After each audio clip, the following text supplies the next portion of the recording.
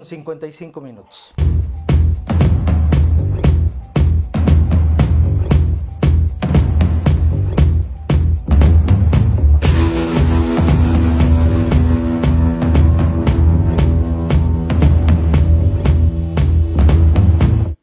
Mi querida amiga Alessandra Martí, ¿cómo estás? Qué gusto saludarte. Te manda saludos Brenda y tu servidor.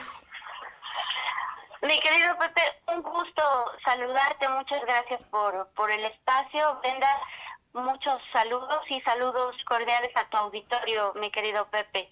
Gracias, mi querida Ale, y sobre todo un tema muy importante, la realidad de México ante las elecciones de este 2021, que ya lo platicábamos, un año totalmente atípico por el tema de la pandemia y en lo electoral, pues muy complejo porque se redujo el tiempo de campaña de 60 a 30 días.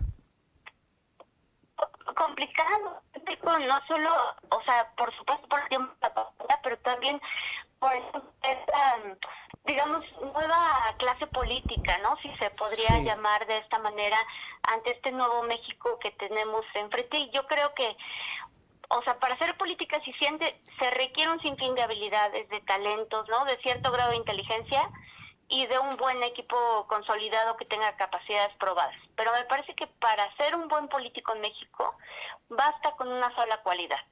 Y esa cualidad es que hay que conocer bien el territorio y la realidad de este territorio, pero sobre todo la percepción y las emociones que generan esa realidad, ¿no?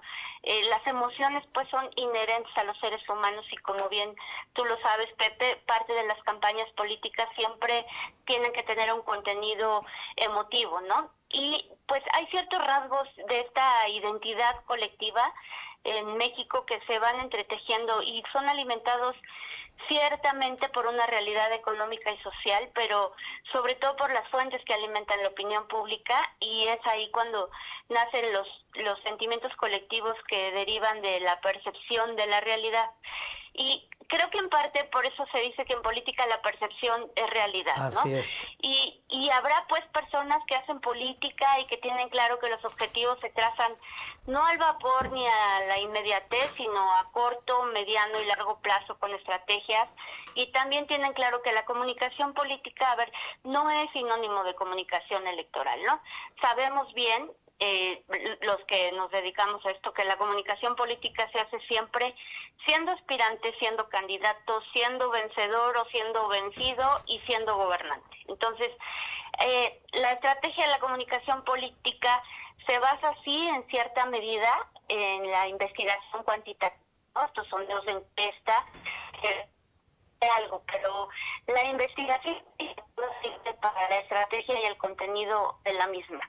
¿Y por qué sirve? Porque ningún sondeo de opinión o indicadores de datos duros te arrojan la medición de las emociones colectivas.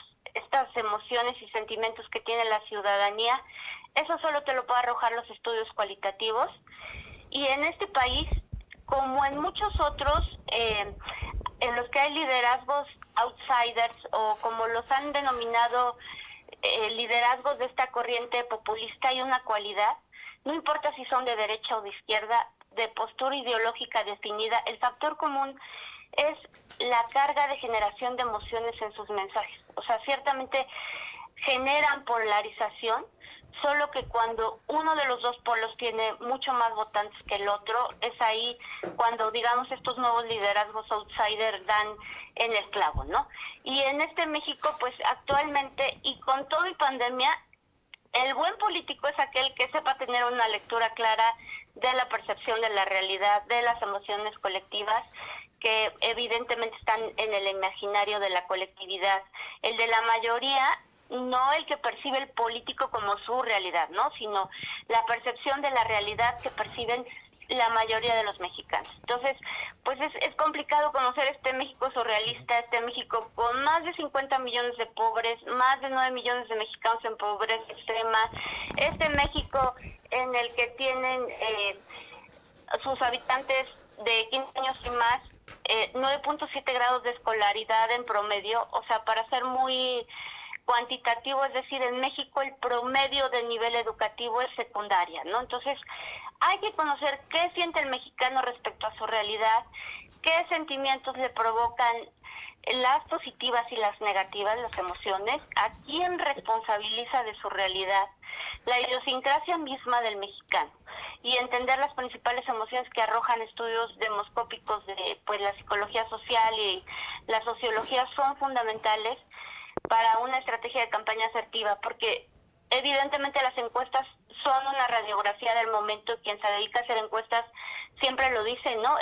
Pueden cambiar la intención de voto, es solamente la radiografía del momento, pero los estudios cualitativos son como el ADN del imaginario colectivo, y ese es muy complicado que cambie o que mute tan rápidamente como es la intencionalidad del voto. El voto es volátil, pero las emociones y la percepción de la realidad, esas es muy difícil que cambien. Entonces, pues en este México será sumamente asertivo quien logre saber qué emociones hay en este México.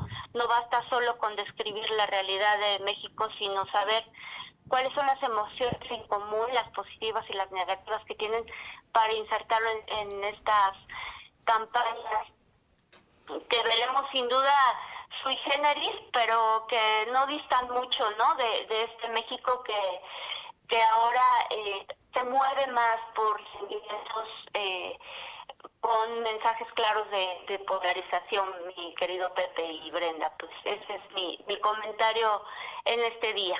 Sí, mi querida Ale, y sobre todo has dado en el punto, has puesto el dedo en la llaga, el tema del sentir, el tema de lo que piensan los mexicanos, pero más allá de eso, lo que viven, el hartazgo, la pobreza, la poca atención de las autoridades, y seguramente serán factores decisivos para el día de la votación, y a ver si no el gran triunfador es el abstencionismo. Así es.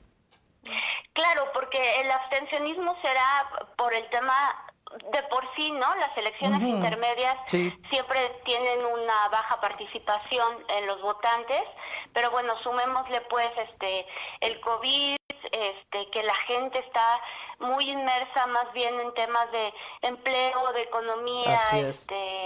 Ahorita lo que les importa pues es comer, es tener salud. Entonces será sin duda complicado, pero además habría que sumarle ahí algo que claramente tienen como muy marcado el presidente López Obrador, que seguramente sí ha hecho estudios de este tipo, su equipo, porque bueno, no es como de gratis, alerta y da un respiro, pero esto de las vacunas, también el tema de los apoyos de bienestar, lograr el apoyo de bienestar a personas. Sí. Pues bueno, también tendrán ahí un factor importante en la votación. Claro. Muy bien, Ale, pues te queremos agradecer mucho No, al contrario, gracias. la participación. Tenemos un poquito de contratiempo en el audio, pero lo importante fue haber escuchado tu comentario siempre acertado. Te mando un abrazo.